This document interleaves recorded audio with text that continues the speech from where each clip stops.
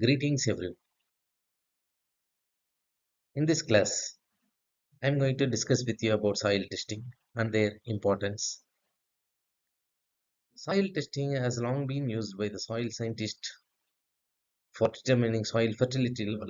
It is very important to determine the soil fertility because it decides the yield, how the plant is producing the food or grains or anything you may take it as an output, how it is producing. It is decided by the nutrient present in the soil.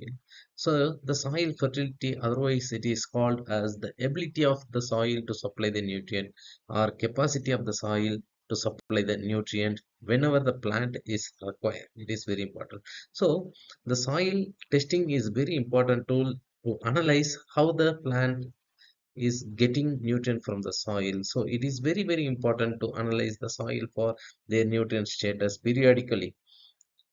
So soil testing is a rapid chemical analysis to assess the available nutrient status of the soil and includes interpretation, evaluation, and fertilizer recommendation. There are many stages until fertilizer recommendation. Many processes are there. First, we have to collect the soil sample from the farmer field and bring into the laboratory, and the in lab lab attenders will chemist will do the soil analysis followed by interpretation calibration and finally recommendation would be given to the farmer. Then based on that the farmer will get or supply the nutrient in the form of fertilizer, finally get the output. So it is a chemical method of estimation of nutrient supplying power of the soil. So apart from the soil analysis, we can give the information about the type of soil, which crop can be grown in those particular area or particular soil, and climatic condition, how it is supporting to the crops, and pertinent soil and crop history enable the soil scientist to guide the farmers. So the soil scientist can collect all the information from the farmers. Based on that, he will interpret the result or give the recommend the fertilizer to the crops, different crops. So this soil analysis and recommendation is, yeah, very unlimited scope it has. What is soil testing? Soil testing consists with collection of soil sample, sending it to a laboratory, receiving an evaluation of fertility together with fertilizer recommendation. As I said earlier, there are different phases of soil testing and recommendation. This soil testing pertains to the process of quantitatively relating all known soil fertility information. So quantitatively, we will finalize the rating of soil. Based on that, the fertility information will be given. It also takes into account consideration of crop response to fertilizer material. Not only it is giving the nutrient status to the farmers, it is also based on the recommendation how the crop is behaving. That also will be given as part of recommendation. Aim of soil testing: assessing nutrient status and grouping soils. So based on the nutrient level, it has it has to be grouped like a low or medium or high nutrient status. Second, predicting the probability of getting profitable response. So ultimately, this is it should be ended with a profitable response. Farmers should get more income, and helping to evaluate soil productivity, how the plant is behaving, how it is producing the output eventually. Finally, determining specific soil conditions. So by doing the soil testing, we can analyze what all the soil is under problematic in situation like alkalinity, salinity, acidity, or any other constraints or in the soil. That too we can identify through soil testing method. The philosophy of the soil testing program is assess the adequacy of supply of each plant nutrient. So we are going to assess how the soil is supplying nutrient, a particular nutrient, whether it is supplying throughout the cropping period or it is limiting their supply at a particular point of time. That things we will identify here and to suggest the use of plant nutrient based on two consideration. One is application of plant nutrient only if the soil supply is inadequate. So whenever the soil is having the nutrient depletion, that time we have to apply. If it is sufficient, we should not apply any kind of fertilizer or any nutrient sources to the soil. Second, the level of production decide on yield goal. Higher level of production require more nutrients. At the same time, you have to in line with the nutrient status of soil. You should not apply yet even uh, uh, a quintal or tons of fertilizer to the soil. It will make a negative effect to the crop too. This is the objective of soil testing. The foremost thing is to evaluate the fertility status of the particular soil.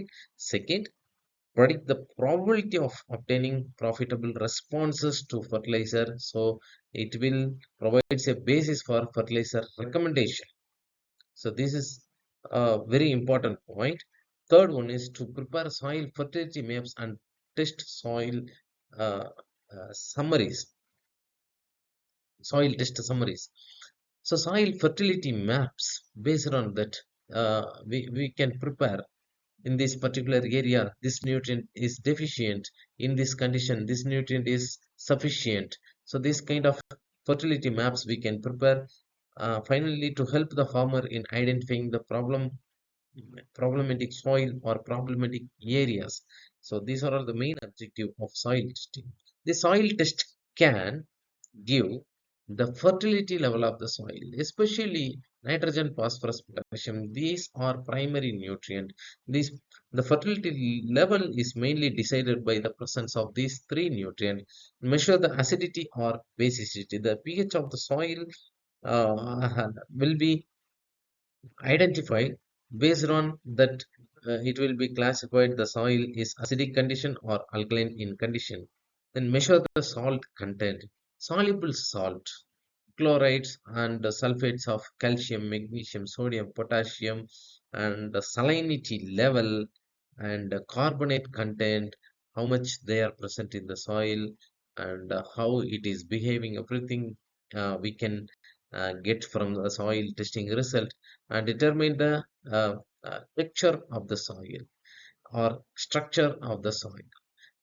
How much sand, silt, clay are there, what are all the structures are existing in different kinds of soil, and those things we can get. Apart from that, it provides an inventory of the plant nutrient and other chemical factors important for action. It will give the complete history, or it will be the source of a recommendation. So based on this inventory, the recommendation of additional nutrient will be given whenever the crop is required, and amount and kinds of nutrient recommended, what amount, how much amount of fertilizer we should give, and what kind of fertilizer we have to give. For example, for particular nutrient, there are a lot of sources of fertilizer available. So particular fertilizer we should give according to this soil test. Phases of soil testing, there are four phases. One is collection of soil sample from the farmer field. Second, extracting and determining the available nutrient in the laboratory. For this, different methods are available. Through that method we can do the analysis, then calibrating and interpreting the analytical research. According to the result we can interpret. Finally, based on that, we can give a recommendation to the farmers. Then farmers will apply according to our recommendation. Then they will get profitable responses. Collection of soil sample from the field. How to collect the soil sample? There are the methods to collect the soil sample from the farmer's field. After collecting it, it will bring into the laboratory. Then the process will start like drying, grinding, sieving, mixing, partitioning, weighing, and storing. After that, the small amount of soil will be utilized for the further nutrient analysis. So here it is not only analyzing for the nutrient status. Apart from that, Physical properties also will be analyzed. The physical properties such as structure, texture, water holding capacity, and pore spaces, soil density, those things will be analyzed. Along with that, the chemical properties such as pH, EC, and all will be analyzed. Combinedly, it is called the physico-chemical properties will be analyzed. After analyzing the sample, soils are classified into different categories like low, medium, and high. For instance, when we collect 10 samples, the 10 among the 10 samples, 5 samples are low in category, 3 samples are high in category, 2 samples are medium in category. So that will be classified, that will be categorized as low, medium, and high. Okay, this particular area, 5 samples are uh, low, and the 3 samples are high, 2 samples are medium. In that way, we can classify it based on the classification is mainly based on the soil fertility rating or critical level of nutrient. It is given for NPK and organic carbon initially, for nitrogen, 280 to 450 is the medium range. Uh, Here it has given in a wrong way. A medium should be 280 to 450, and low less than 280, and high more than 450. So critical level is 280 to 450. Similarly, for phosphorus, 11 to 22. Less than 11 is considered as low, more than 22 is considered as high. And potassium, 118 to 280, less than 118 is low, and more than 280 is high. Organic carbon should be expressed in percentage, whereas the previous three elements such as NPK will be expressed as kg per hectare. In terms of organic carbon, zero point 0.5 to 0.75 percentage is a critical limit. When it is exceeds in both the levels, uh, more than 0.75 is considered as high, and less than zero point 0.5 is considered as low. And see here the critical limit of micronutrients such as iron, manganese, copper, zinc, boron, and molybdenum. Iron, it will be vary based on the presence of calcium carbonate, calcareous soil and non-calcareous soil, because it is very sensitive to calcium carbonate. In calcium carbonate containing soil, it must have 6.3 ppm or milligram per kg, whereas in a normal soil, 3.7 ppm is sufficient. And manganese 2, copper 1.2, zinc 1.2, boron zero point 0.1, and molybdenum 0.05 ppm. That is considered as sufficient level of nutrient in the soil. So let me see the soil testing services and laboratory in our country. Government of India in 1957 established 16 soil laboratories only, with annual capacity of 10,000 sample. It was very less. So it was the beginning for getting collaboration with Indo-US agreement for determination of soil fertility and how the fertilizer used in different agroclimatic zones. But at present, we are having about 8,272 soil testing laboratories, and including 1,068 static and 163 mobile soil testing laboratories. So in 2015, Government of India introduced soil health card scheme. So it provides the information to the farmers regarding the nutrient status of their soil, and according to the soil nutrient status, they will go for uh, applying the fertilizer. So it can be reduce the usage of fertilizer. The distribution data, if you see, the scheme aims to cover 14 crore farms holdings in India. More than 24 to 25 crore soil health cards have been distributed across the country, and once in every 2 years, the soil testing is being done. and over 8,000 soil testing laboratories support the implementation of this scheme. So as we have seen, there are two type of soil testing laboratory. One is regular or static. Another one is mobile soil testing laboratory. The mobile soil testing laboratory is nothing but your instrument will be carried in this van along with the driver and soil chemist. They will move into the place of farmers where they will collect the soil sample. Immediately they will give the result to them. The soil testing laboratory is manned by assistant soil chemist, then subordinates or agriculture officer, laboratory assistant, skilled laborers, and drivers. If you want to explore the components of soil testing laboratories, there will be soil preparation room, soil storage room, main research laboratory, chemical storage room, room for AO, and other things will be there like toilets and the bathroom, everything will be there. So in the laboratory mainly they will be analyze the soil um, parameters. Then every agriculture officer will be given some target every month. Yeah, earlier it was 500 and now it may be increased.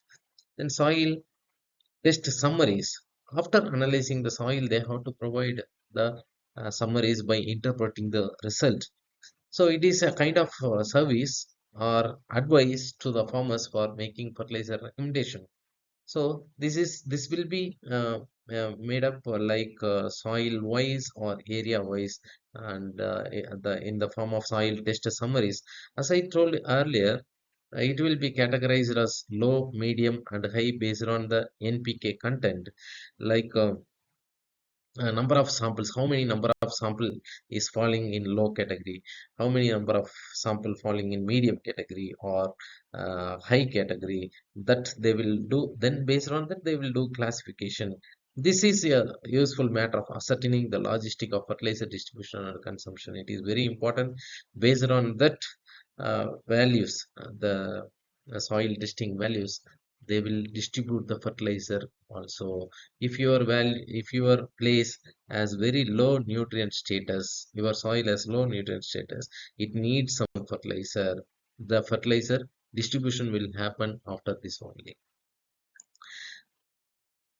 So another way of expressing area-wise soil fertility is through soil nutrient index. Here, one formula is given: Ni, nutrient index, equal to 1 N1 to Nm plus 3 NH.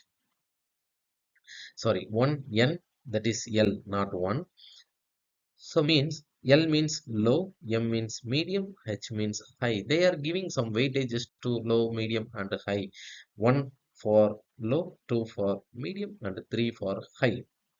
So according to this formula, they will do calculation how many numbers of sample falling in low category and how many numbers are falling in medium category. If it is 5 numbers, means 5 into 2, 10. Then in high category, 10 samples falling in this category means 3 into 10. So they are giving some weightage on that. Based on that, finally they will derive, uh, uh, get the value, arbitrary value they will get. That value is categorized as 1.5 means low, between 1.5 to 2.5 is medium, above 2.5 is called as high. Based on this value, they will classify this particular area is low in nutrient or medium in nutrient or high in nutrient. This according to this, the soil fertility map also been created. So through that, we can apply the fertilizer judiciously and we can get benefits. Thank you all.